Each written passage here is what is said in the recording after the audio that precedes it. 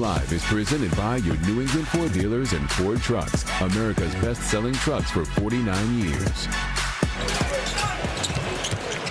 Tatum cuts through the D and slams it home.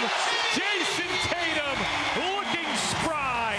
He's like Superman to come back from that Achilles rupture and play at this level. Incredible. Jayson Tatum putting together a 25-point, 11-rebound, 7-assist game in this one. He had 21 of those points in the first half as the Celtics get the 32-point win over the Philadelphia 76ers, take the 1-0 series lead. Tom Giles, Chris Forsberg, Eddie House with you here on Celtics Postgame Live. Eddie, I'll start with you. Your thoughts overall on what you saw in this one? I thought we looked fantastic. I thought Jayson Tatum came out in the first half and kind of set the tone for the team, but offensively. And, you know, we had a couple guys in foul trouble. Cater was in foul trouble with 3. JB was in foul trouble with 3.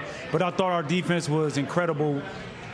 It was only a few, I would say a handful of shots that I felt like were easy open shots for the 76ers. I felt like they had to work for pretty much every shot that they got.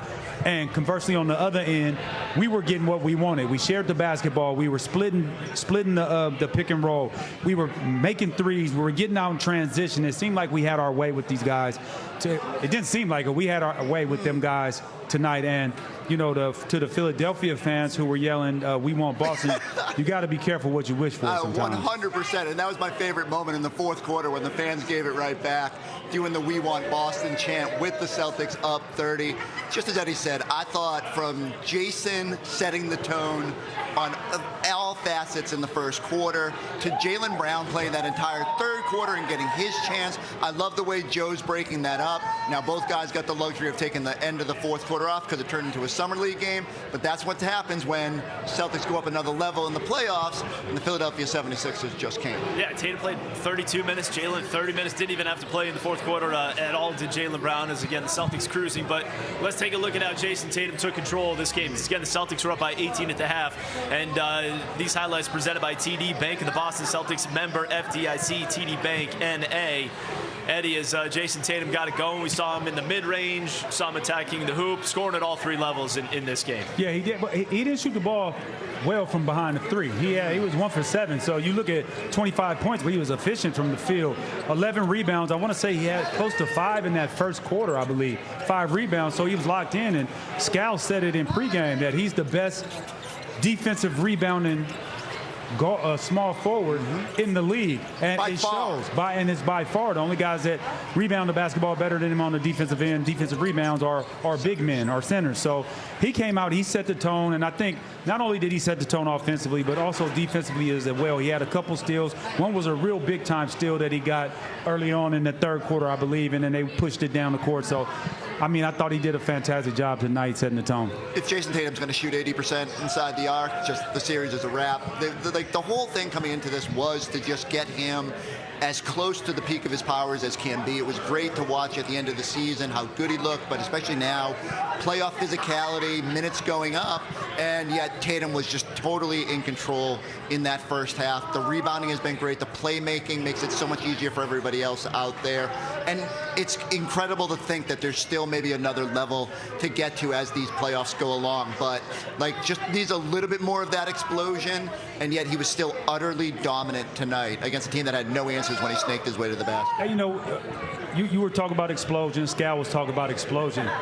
Maybe right now it's not going to be that. I mean, just get the deuce. Sometimes you're going to dunk the ball and it looks explosive and things like that. Like when he snaked, when he split the pick and roll, he went up and dunked it. But then at times, man, just lay it up. It's a 2 is a 2, right. Is a 2 is a 2, right? So if you're going to get the deuce, go ahead and get the deuce. Get the money with all pun intended because his son's name is Deuce. So, but no, if you're going to get the basket, no need to try to overforce it, especially in games where it's not going to be a momentum changer. Now, if it's a momentum changer, I could see you exploding to go dunk to get the crowd involved and things like that. But when you're up so big, just go get your easy money. One of the things we did talk about at halftime was Jaylen Brown, who had 10 points in the first half. I think he was 4 of 12 from the field. And then the third quarter, Chris, he just took over. He went 7 of 9 from the field in the third quarter, had 16 points, ended up leading the Celtics with 26 overall. But he certainly was the guy when Philadelphia was trying to make anything happen, trying to make a run. Jaylen Brown answered. answer. I go back to it. You know, I think you were asking at halftime, and Scal kind of scoffed and just said, yeah, it's Jaylen Brown. He's going to go figure out how to get it. But I do, again, go back to the rotation where Joe pulls Jayson off the court halfway through that quarter. All of a sudden, Jaylen's got to be the guy. And he was just allowed to be super aggressive. And you knew after a quieter first half he was going to come out and set a tone. And so what a luxury to have two superstars like that can just sort of pass the baton. And I go back to it, like, they just don't have a lot of answers for that. You want to put VJ Edgecombe on him, he's going to just try to power his way to the basket. Paul George had no answers. I like the way Jaylen just did whatever he wanted in that third quarter. Yeah, he was under control, and this is what I love about Jaylen Brown. He gets to his spot, and in that third quarter, he constantly got to the mid-range game. And he took some threes and knocked down some threes. Those were wide open threes. Those weren't forced threes where he had to go through the legs and try to create space to get that three off. He was wide open, and he took a wide open three. But he was getting to his spot. When he was making those mid-range shots, he was working his handle. He was working his body. Reverse pivot, fake pivot, fadeaway shots, using his shoulder to create space. So I like that version of Jaylen Brown. And again, I think he said this quote that he'll never be small again, right? And he's playing huge and big right now. Okay, speaking of bigs, Nimi Keita also had 13 points for the Celtics, and he's standing by with Abby Chin back on the floor. Nimi, your first playoff game as a starter for the Boston Celtics. What'd you think? Good win, great collective effort. I felt like we played our asses off. Like it was a bunch of physicality thrown at it, and I think we handled it pretty well. You did battle foul trouble throughout. I mean, pretty much everyone in that front court. How were you guys able to stay in it? Yeah, I think it's a testament to our group.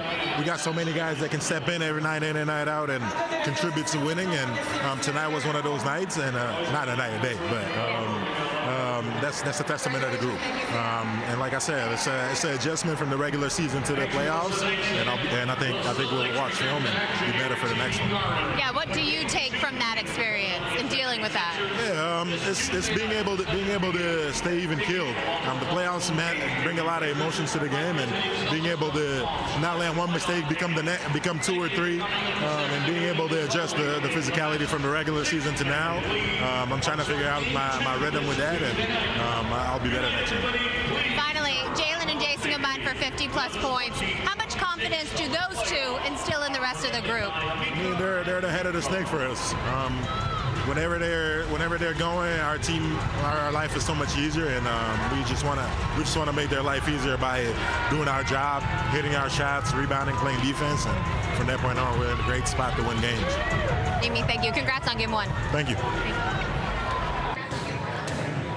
All right, thank you, Abby. Let's take a look at the game recap presented by Zenni Optical, official eyewear of the Boston Celtics. 123-91, your final score, as the Celtics take the 1-0 series lead. We got plenty more to get to here on Celtics Post Game Live. Quick break. We're right back. Celtics Post Game Live is presented by Ford Blue Advantage, certified pre-owned car buying built for you. Shop the expansive collection at your New England Ford dealers.